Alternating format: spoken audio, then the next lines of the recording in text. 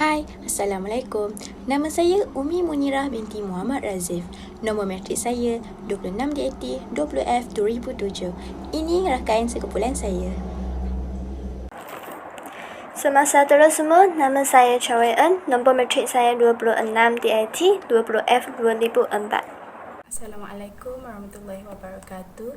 Nama saya Nik Akila binti Nik Azmanuddin, nombor matrik 26 DAT 20F 2013. Hari ini kami ingin bentangkan projek kami yang bertajuk Bentuk-bentuk Tanggungjawab Sosial. Maksud tanggungjawab. Tanggungjawab merupakan adalah ia boleh dilihat sebagai perkara yang perlu diselesaikan sebagai sebahagian daripada kerja atau peranan tertentu. Maksud sosial. Sosial merupakan kata yang merujuk kepada hal-hal yang berkaitan masyarakat dan kemasyarakatan. Manakala tanggungjawab sosial pula ialah secara umumnya komitmen individu atau sesebuah organisasi untuk beroperasi secara ekonomik dan mengambil kira keadaan persekitaran sosial di sekelilingi mereka. Dalam hal ini, individu atau organisasi boleh memainkan peranan dalam pelbagai bidang merangkumi aspek kesihatan, keselamatan, pendidikan, pekerjaan, alam sekitar dan pembangunan ekonomi. Bentuk-bentuk tanggungjawab sosial. Terdapat 7 bentuk tanggungjawab sosial. Yang pertama, sumbangan kewangan. Individu, organisasi atau badan-badan korporat boleh memberi bantuan berbentuk kewangan dan pembiayaan kepada masyarakat yang benar-benar memerlukan bantuan. Seperti masyarakat miskin, ibu tunggal, anak-anak yatim, orang kurang upaya dan golongan yang berpendapatan rendah. Seterusnya, saya memberi kepada Chong Wei Eun untuk meneruskan bentuk-bentuk tanggungjawab sosial yang lain. Selamat sejahtera, nama saya Chong Wei Eun, nombor matrik saya 26 DAT 20F 2004. Okey, tanggungjawab sosial ini adalah termasukkan penjagaan alam sekitar. Penjagaan alam sekitar ini boleh mengelakkan sebarang bentuk pencemaran alam sekitar, baik pencemaran udara atau pencemaran air dan darat, seperti menanaman semula pokok, tidak membakar sampah dan boleh mengedarkan program gotong royong. Bencana alam ini adalah banjir, tanah rundut dan gempa bumi yang boleh menyebabkan kecederaan, kecacatan, kematian diri dan kerosakan rumah.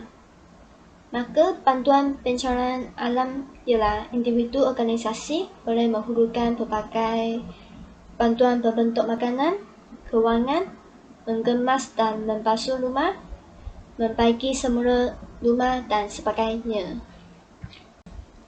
Beban yang diberikan kepada pelajar pendidikan adalah bertujuan untuk meringankan beban kewangan pelajar, terutamanya dari keluarga berpendapatan rendah. Selain itu, bantuan yang diberikan dapat memberikan sokongan dan dorongan kepada pelajar bagi meneruskan pencapaian keputusan akademik yang cemerlang. Terdapat juga pelajar yang sedang dalam pengajian tetapi mempunyai masalah yuran tertunggang atau tidak mendapat beasiswa. Kategori pelajar seperti ini rakyat memohon beasiswa atau pinjaman bagi meneruskan pengajian. Kesihatan adalah serta boleh mendapat perhatian umum, diberi keutamaan oleh kerajaan bagi memastikan rakyat mendapat perkhidmatan berkualiti. Selain itu, perkhidmatan kesihatan luar bandar menerusi klinik Satu Malaysia juga akan diperluaskan bagi membantu meringankan beban pesakit untuk mendapatkan rawatan yang berkualiti dengan bayaran RM1. Antara kemudahan disediakan termasuk rawatan asas, rawatan penyakit kronik serta kesihatan ibu dan anak. Bukan itu sahaja, penyediaan infrastruktur ataupun kemudahan awam merupakan salah satu bentuk tanggungjawab sosial. Sebagaimana yang kita ketahui, pihak kerajaan bertanggungjawab menyediakan infrastruktur ataupun kemudahan awam kepada masyarakat. Perkara ini dapat dibuktikan melalui bantuan pembinaan dan pembiayaan pentadbiran oleh pihak kerajaan. Sebagai contoh kemudahan awam ialah bas awam dan LRT. Dengan adanya kemudahan awam seperti ini, ia dapat memudahkan kita untuk bergerak ke sesuatu tempat di samping mengurangkan kesesakan lalu lintas. Dalam pada itu, penyediaan infrastruktur merupakan salah satu faktor kepada pengembangan masyarakat. Contoh ketara yang paling dekat yang kita dapat lihat ialah masjid dan balai raya. Masjid kita, masyarakat setempat akan berkumpul di masjid untuk menunaikan ibadah solat, manakala balai raya masyarakat setempat akan berkumpul jika ada majlis keramaian ataupun mesyuarat agung kampung tersebut. Okey, oleh yang demikian, perkara ini dapat menjalinkan ikatan perpaduan dan mengeratkan lagi silaturahim antara masyarakat, sekaligus membawa kepada pusat pengembangan masyarakat. Okey, bentuk tanggungjawab sosial seterusnya ialah khidmat kaunseling. Okey, khidmat kaunseling ni ialah salah satu khidmat yang amat penting dalam kehidupan kita sebagai manusia. Okey, ini kerana perkhidmatan kaunseling ni dia diibaratkan sebagai batu loncatan kepada seseorang individu untuk memperbaiki diri ke arah yang lebih baik. Okey, kebiasaannya khidmat kaunseling ni dia dikendalikan oleh mereka yang mempunyai kemahiran dalam bidang psikologi dan kaunseling. Golongan yang akan berjumpa golongan yang akan berjumpa pihak kaunseling ni biasanya dia mempunyai masalah dalam membuat keputusan ataupun gangguan emosi dan seumpamanya. Lepas tu pihak kaunseling ni dia akan mengemukakan cadangan dan berbincang dengan individu tersebut sebelum sesuatu keputusan diambil. Hal ini dapat membantu dan membimbing individu yang mempunyai masalah untuk membuat keputusan sekaligus mengurangkan masalah dan kesukaran yang dihadapi oleh individu tersebut. Hal ini membuatkan individu yang mempunyai masalah tersebut dapat membuat keputusan yang tepat serta meningkatkan keyakinan diri. Okey, seterusnya ialah kesan jika bentuk tanggungjawab sosial ni diabaikan. Yang pertama ialah rakyat akan terbeban. Sekiranya tanggungjawab sosial ni diabaikan, ia akan menjadi satu bebanan kepada rakyat. Okey, sebagai contoh, bentuk tanggungjawab dari segi khidmat kesihatan. Kalau kerajaan tidak menjalankan tanggungjawab sosial berbentuk kesihatan seperti menganjurkan program pendidikan kesihatan, kefahaman berkenaan COVID-19 dan pendedahan mengenai sesuatu penyakit, rakyat ni tidak akan tahu perkembangan terhadap sesuatu keadaan dan tidak tahu bahawa penyakit yang dia ada sekarang tu bahaya untuk diri dia dan kesihatan daripada masa akan datang. Lepas tu contoh yang lain ialah dari segi penyediaan infrastruktur dan kemudahan awam. Ia akan menjadi bebanan kepada rakyat yang kurang berkemampuan.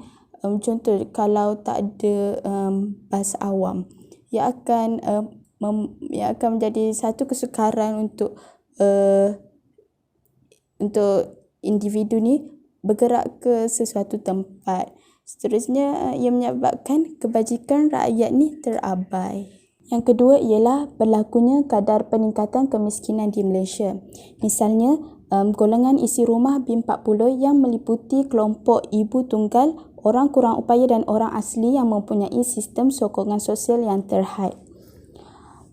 Seperti yang kita tahu, kebanyakan mereka ni mempunyai tahap pendidikan yang rendah ataupun sederhana. Oleh itu, ia menyebabkan mereka ni mempunyai kesukaran untuk mendapat pekerjaan yang memberikan pendapatan lumayan pada mereka.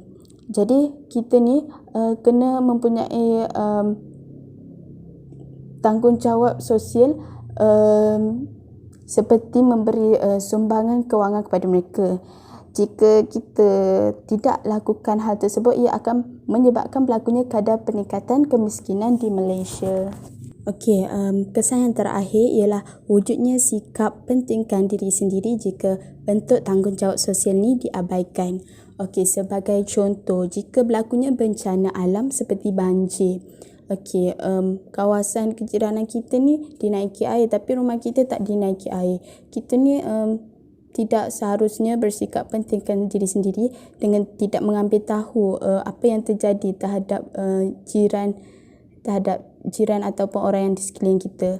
Kita kena bersikap prihatin dengan memberi bantuan.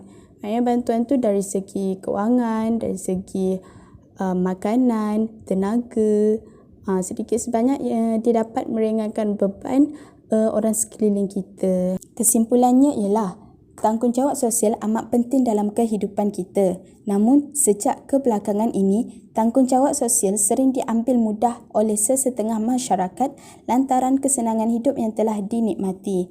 Oleh itu, ia menjadi satu kewajipan untuk semua sama ada individu, organisasi, institusi atau pihak korporat untuk membantu golongan yang berkeperluan dengan penuh tulus dan beretika. Hal ini dapat mewujudkan ikatan silaturahim antara masyarakat dan sifat toleransi dalam diri dapat diterapkan. Akhir kata, bersamalah kita berganding bahu untuk membantu saudara kita yang mengalami kesusahan, tidak kiralah dari segi ekonomi, bencana alam dan sebagainya. Ini dapat menjamin keharmonian dan mengekalkan kestabilan serta kesejahteraan hidup. Itu sahaja daripada kami. Sekian, terima kasih.